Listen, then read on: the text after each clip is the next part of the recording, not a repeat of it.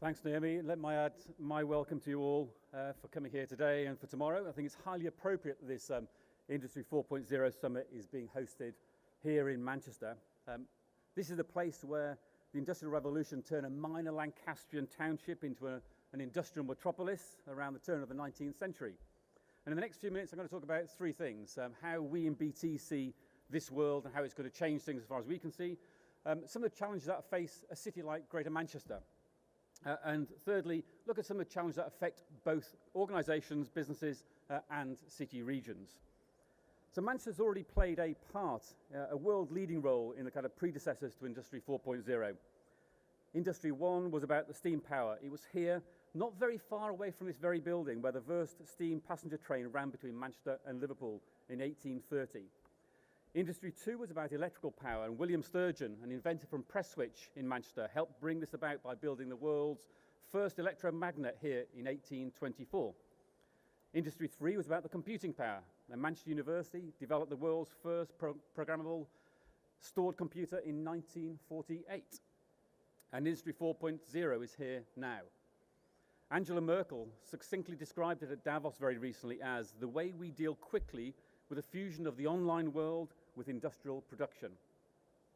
So we know the world is changing, and it's changing fast. Every day the world is discovering more and more amazing things to do with the technology that we've created. We're moving, changing, exploring, and experimenting. We're becoming bolder and more expressive, and certainly more agile. The digital world is making fundamental changes to how we live and how we play. But it's not limited to our personal lives or to consumers. It's a profound shift that affects business lives too. At BT, we see it as the coming together of humans and technology in new ways, resulting in fundamental changes in people, teams, and organizations. No one yet has all the answers, and we are now just starting to understand the real implications of this new era. In the digital age, people aren't just users. They are in the driving seat. The real importance of digital to businesses is not the emergence of new technology, it's the empowering of people, employees, customers, or consumers to do amazing things. Whether it's the sharing economy, our always-on lifestyle, or the consumerization of IT, everyone wants agility, flexibility, and speed from their IT without compromising on security. But they also want art and science, people and technology coming together in creative ways, something that we in Manchester have been saying for many years. And in BT, we call this the digital possible, the amazing potential of digital to change not just the businesses, but also communities, nations, and the wider world. Customers and employees are becoming more and more demanding. Ecosystems are evolving, and the established rules of businesses and business economics are changing and changing fast. Organizations are being creative in how they build their businesses by bringing together people and technology. But global enterprises are complex organizations. Each one faces a different set of challenges. They're running to catch up and battling to get ahead. So we believe that one organization's digital possible is unique. One organization's digital transformation journey is not the same as anyone else's. But whatever it means for your business, it is still an opportunity. This means that understanding, planning, realizing, and involving your own digital possible is still quite a challenge. Digital possibles encourage businesses to adapt, to flex, to change their minds, to work with partners, and to seek out new relevant ideas together. But there are many challenges in the world of this disruption, this technology, and let me briefly mention two that affect not just organizations, but cities like Manchester as well. The cybersecurity industry is facing a major transformation. We now have ruthless criminal entrepreneurs seeking the opportunity to exploit vulnerable systems, and their attacks are supported by a vast, well-resourced, and hugely profitable dark market. Together, we are facing a cybersecurity arms race. In BT, we have seen a threat increase of over 1,000% in the last 6 months alone. And the defenders, our customers, are struggling to keep up with the attackers. So in order to get ahead, organizations need to be proactive, predicting where threats will come from, and warding them off, and not just relying on defensive security measures. You need to gather intelligence from various sources, from governments, from partners, and from your global network. And you need to think like your adversaries, something we've developed with our ethical hackers who look for any weakness in an organization's systems.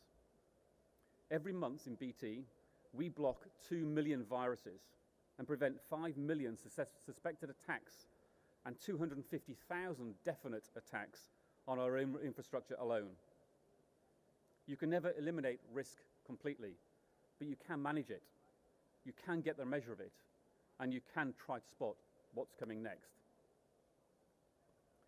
Now, we live in a world powered by technology, and it brings many benefits. It's reshaping our economy, creating more open government and more engaged citizens. But it offers more and more if only we had the right skills. The economic cost is staggering. In 2016, the House of Commons Science and Technology Committee found that tech literacy shortages are costing the UK economy £63 billion each year. But it's not only the cost of the economy, there's a massive personal cost too, with 12 million people in the UK without the skills to thrive in this digital world. And that statistic for me is even more worrying when you think about the big questions that the country is facing: stalling social mobility and rising inequality. So the nation faces a major challenge, and we call it the tech literacy paradox. From a very early age, our young people in many parts of the world grow up surrounded by technologies. Some kids can scroll before they can crawl. Their world is instant on and always connected, limitless info entertainment at their fingertips. They are great tech consumers, but they're not truly tech literate. They're confident with the apps in their hands, but they're passive users. They are not active creators. Too few know how it works, and too many have little understanding or little interest in understanding how it works. Most don't appreciate the impact tech will have on their lives and how it is shaping their world. This is an era when technology advances are opening up new possibilities every day, and how capable we are of harnessing technology will be one of the defining issues of the next decade. At BT, we're convinced that one of the crucial responses is to make sure that everyone grows up with the tech know-how to step up to the jobs of the future, to be able to shape a more inclusive society that works for them regardless of their age. And in the context of Greater Manchester, I want to assure you all that we have, assure everybody in Greater Manchester that we have a workforce that has the necessary skills to take advantage of the modern, changing workplace. We know that the business of making things will radically change over the next decade. Therefore, we must ensure that our current and future workforce has the skills to help drive that change and be future-proofed. So here in Greater Manchester, we know that our future competitiveness depends on our business base and our communities embracing the challenges that Industry 4.0 brings. We know we need the right skills, leadership, finance, and business support to aid transition, underpinned by a world-leading digital infrastructure. Our aim is to become a top 20 global international city. And for my part, in the role as GM LEP Chair, I have made sure that Industry 4.0 is embedded in our industrial policy within the new Greater Manchester strategy that will be launched very soon and adopted. This has included the establishment of a Manufacturer Champions Network as a platform to bring businesses of all sizes together to share challenges and learn from each other. We're also working with our partners beyond Greater Manchester in realising the vision of the Northern Powerhouse, bringing together cities in a way that makes them greater than the sum of their parts to drive growth, improve productivity, and raise living standards. But we recognise that Industry 4.0 is a necessary collaboration. It's a challenge collaboration between the manufacturing and our digital industries. And I can really and genuinely understand why many manufacturers are wary of collaboration, which lead to the sharing of ideas and solutions and how they might be used by competitors. But Industry 4.0 demands that we work outside of our comfort zone. The prize is much greater than the risk. And here in Manchester, we're at the centre of internationally significant clusters for aero, for auto, and for nuclear. We have built a substantial digital and technology sector with great ideas. And we have great academic assets and resources that are accessible to businesses throughout support organisations, including the Business Growth Hub, which is supporting collaborative activity. But what is clear to me is that the UK needs to embrace this agenda if it is to remain competitive. And in that context, we are fortunate here in Greater Manchester to have some inside track on government thinking. My good friend and my LEP colleague Jürgen Meyer, who in his day job runs Siemens UK, is currently leading the review on industrial digitalisation as part of the government's recently published Green Paper on Industrial Strategy. In Manchester, we're also developing our strategy to become a digital powerhouse. This draws upon much of the work that is already underway in areas of skills, infrastructure, public sector reform, internationalisation and financial support available for digital businesses.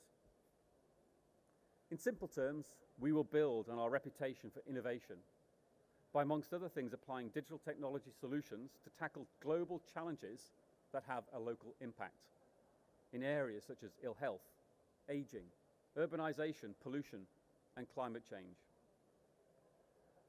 Manchester is a confident place with the leadership, experience and integrated governance arrangements that will provide the foundation needed to be an adaptive and successful city region in a future which is somewhat uncertain. So for the next 2 days in Manchester, we want to excite you about the possibilities. We also want to challenge you to consider what this means for your business, its forward strategies, and how to ensure that your workforce is also ready to play its part. To do this, you will hear from some exciting speakers from across the world, their perspective on Industry 4.0 and the factories of the future. So wherever you are on your 4.0 journey, I hope that this summit will give you the insights, the contacts, the tools, and the ideas that you need to take your business forward. Please enjoy the next 2 days and enjoy your time here in Manchester. Thank you.